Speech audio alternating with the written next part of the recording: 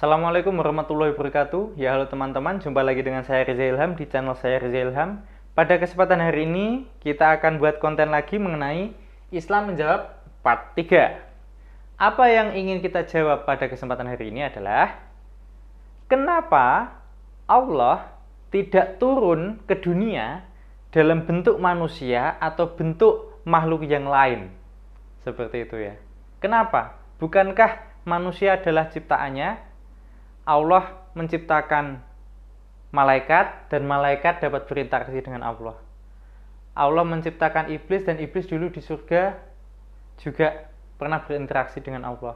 Nabi Adam dan Hawa, ya kan, berinteraksi dengan Allah. Tapi kenapa waktu manusia sudah diturunkan di bumi, Allah tidak mau berinteraksi secara langsung, turun dalam wujud yang bisa diterima manusia seperti itu? Kenapa? Ya kan? Kita akan jawab. Jawabannya sebenarnya mudah, gini ya. Allah itu zat, bukan zat ya. Zat yang maha tinggi, maha besar, ya kan?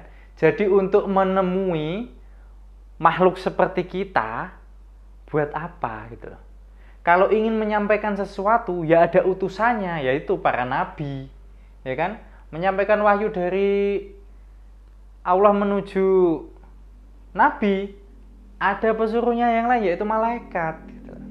Jadi Allah nggak perlu repot-repot turun ke bumi dalam bentuk yang bisa diterima manusia, karena kita tahu Allah itu nurnya saja bisa bikin buta. Seperti itu ya. Nah, kenapa tidak mengambil bentuk manusia seperti itu? Oke. Karena jika Allah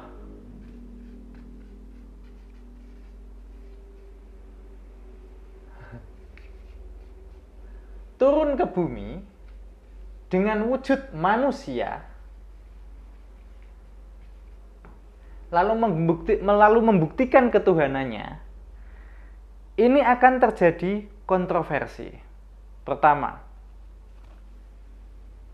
Allah kalau turun ke bumi dalam bentuk manusia, nanti akan terjadi pertikaian. Karena apa? Kalau Allah nanti kulitnya putih, ya kan? Kalau kulitnya putih, maka mereka manusia yang kulitnya putih akan merasa superior. Kalau Allah turun ke bumi dengan wujud manusia, kulitnya hitam, maka yang berkulit hitam akan merasa superior. Kalau berkulit kuning atau merah, kan ada Indian kulit merah kan? Maka mereka yang mempunyai warna yang serupa dengan kulit Allah akan merasa superior. Oke, bagaimana kalau Allah turun ke bumi dalam bentuk binatang? Bisa dalam gajah atau onta atau jerapah, ya kan? Maka manusia nanti akan menyembah gajah, menyembah jerapah, onta, segala macam. Dan yang paling parah lagi, akan membuat patungnya, lalu akan menyembah patung tersebut gitu loh. Ya kan?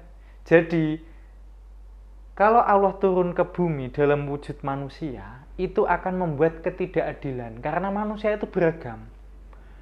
Kalau Allah memilih warna-warna dari kulit manusia, maka akan memicu rasisme gitu loh. Ya kan?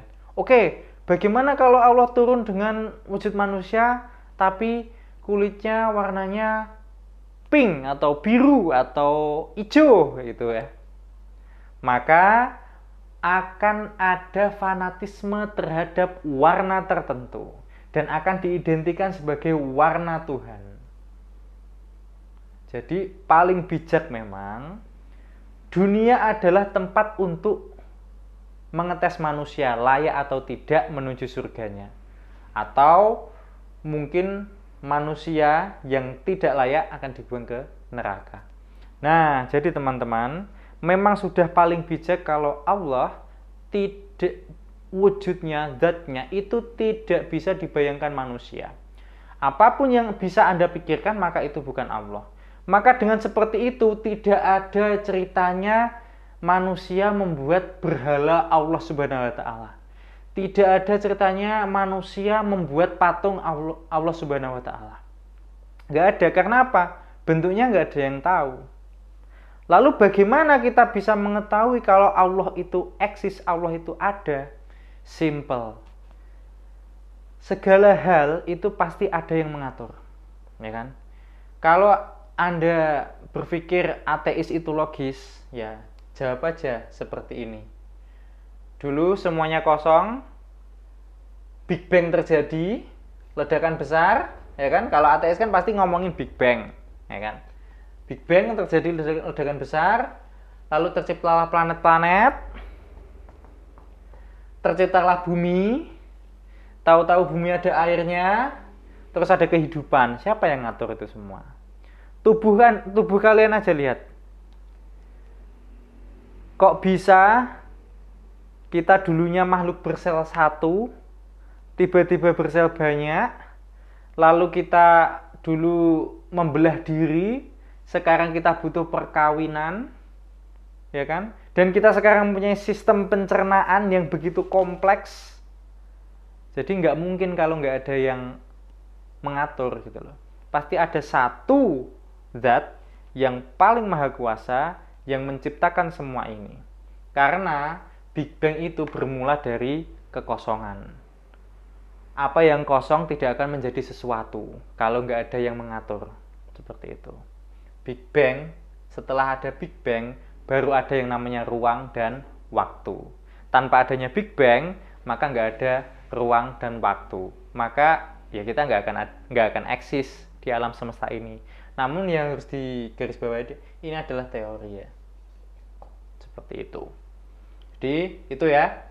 Kesimpulannya adalah Allah Subhanahu wa taala tidak mungkin turun ke bumi dalam bentuk manusia karena akan memicu rasisme. Ada yang merasa superior jika kulitnya sama dengan Allah, ada yang merasa inferior jika kulitnya tidak sama dengan Allah. Maka Allah akan memicu rasisme kalau turun ke bumi dengan wujud manusia, dengan kulit seperti manusia. Seperti itu. Bisa dipahami ya?